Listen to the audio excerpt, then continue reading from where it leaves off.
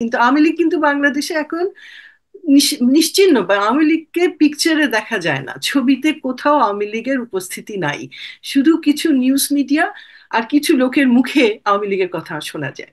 আমি খুঁজেছি, সব জায়গায় দেখেছি যে আওয়ামী লীগকে খুঁজে পাওয়া যায় না। বাংলাদেশের শেখ হাসিনাকে কেন তারা আশ্রয় দিচ্ছে, শুধু আশ্রয় দিচ্ছে না, তাকে কিভাবে আবার পুনর্বহাল করা যায় বা রিহাবিলিটেট করা যায় তার জন্য নানান রকমের মানে কূট কৌশল তারা চালিয়ে যাচ্ছে। আসলে দুটো দিক আছে, ভারতের বাংলাদেশের সঙ্গে সম্পর্কের দুটো দিক আছে।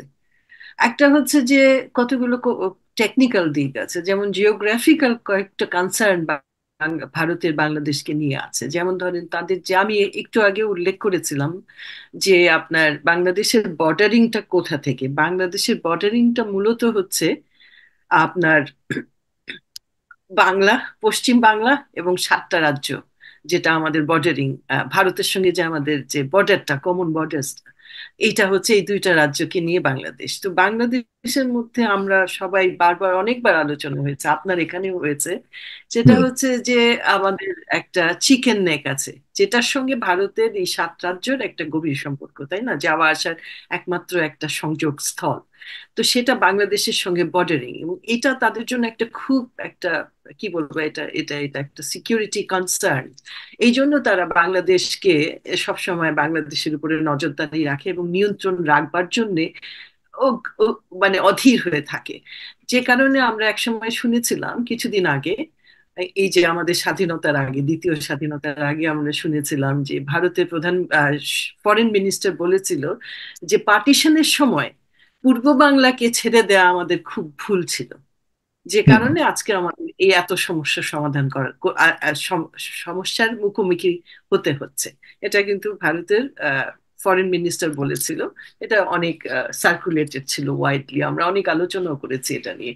এটার মূল কারণ ছিল এই যে চিকেন একটা, এবং বাংলাদেশের প্রতি তাদের, বাংলাদেশের উপরে ভারতের এক ধরনের মুখাপেক্ষিতা আছে। হুম। এইটা যে মূল কারণ, সেই কারণেই বলেছিল যে তখন পার্টিশনের সময় বাংলাদেশটা ছেড়ে দেওয়া ভুল হয়েছিল। যাই হোক, এটা আমি শুধু বললাম যেন আপনারা বুঝতে পারেন যে কি কারণে হুম। ভারতের এত আগ্রহ বাংলাদেশ, এবং বাংলাদেশ নিয়ে তারা কেন এত প্রোপাগান্ডা, বাংলাদেশের শেখ হাসিনাকে কেন তারা আশ্রয় দিচ্ছে, শুধু আশ্রয় দিচ্ছে না, তাকে কিভাবে আবার পুনর্বহাল করা যায় বা রিহাবিলিটেট করা যায় তার জন্য নানান রকমের মানে কূট কৌশল তারা চালিয়ে যাচ্ছে।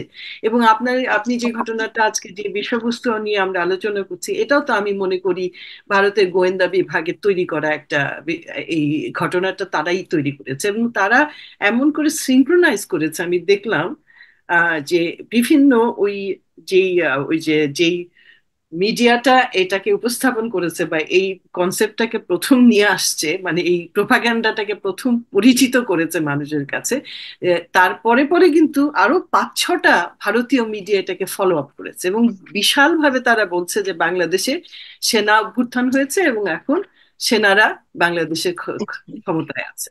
এটা কিন্তু বলছে তারা, এই যে আছে এখনো, আপনি যদি ইউটিউবে হুম। ঘাটেন একটু তাহলে পাবেন। তো এইটা কিন্তু আমি মনে করি না যে একটা প্রতিষ্ঠান হঠাৎ করে গুজবটা ছড়িয়েছে, আমি মনে করি না। এটার পিছনে একটা পরিকল্পিত একটা ডিজাইন আছে, এবং হুম। সেটার আওতায় এটা করা হয়েছে এবং এটা করা হবে। এবং ভারত কিছুদিন আগে আমাদের প্রধান উপদেষ্টা ডক্টর ইউনূস বলেছিলেন যে হুম। প্রচুর টাকা খরচ করা হচ্ছে বাংলাদেশে একটা অস্থির পরিস্থিতি তৈরি করবার জন্য। এটা হুম। কিন্তু ওনার কিছুদিন আগে এটা বিবিসির অলরেডি সঙ্গে, পত্রিকাতে এসছে। হ্যাঁ। অনেকগুলো পত্রিকা এসেছে, বিবিসিতে উনি নিজে মুখে বলেছেন, এবং আমি মনে করি এটা একটা বাস্তব চিত্র। এটা হচ্ছে বাংলাদেশের ভিতরে যেমন হচ্ছে, বাইরেও হচ্ছে, এবং ভারত থেকে এটা ইঞ্জিনিয়ার্ড হচ্ছে। এবং হুম। ভারত এটা কেন ইঞ্জিনিয়ার করছে, পরিষ্কার কথা যে ভারত শেখ হাসিনাকে আশ্রয় দিয়েছে, নিশ্চয়ই কোনো একটা কারণে আশ্রয় দিয়েছে, এমনি তো ভারত দিবে না। কারণ ভারত তো অত প্রেম নাই, ভালোবাসা নাই যে শেখ হাসিনাকে বাঁচানোর জন্যই তারা আশ্রয় দিবে, তা তো না, নিশ্চয়ই তাদের কোনো অন্য হুম। উদ্দেশ্য আছে। শেখ হাসিনা নিয়ে পরিকল্পনা তারা করতে চায়, বা তারা মনে করে শেখ হাসিনাকে দিয়ে হয়তো তারা আরো ভবিষ্যতে হয়তো কিছু করতে পারে। যদিও হুম। আমরা আমাদের বাংলাদেশে যে বাস্তব পরিস্থিতি সেখান থেকে বুঝতে পারি এটার কোনো সম্ভাবনা আর নাই। কারণ Sheikh Hasina is a dead horse now. তার যে কোনো, এখন বাংলাদেশের মানুষের কাছে শেখ হাসিনা এত নিগৃহীত যে তার কোনো বাংলাদেশের রাজনীতিতে ফিরে আসবার কোনো সম্ভাবনা এখন পর্যন্ত আমরা দেখতে পাচ্ছি না। এটা মানে আমি আমার অবস্থান থেকে বলছি, আপনারা হয়তো আরো ভালো জানতে পারেন।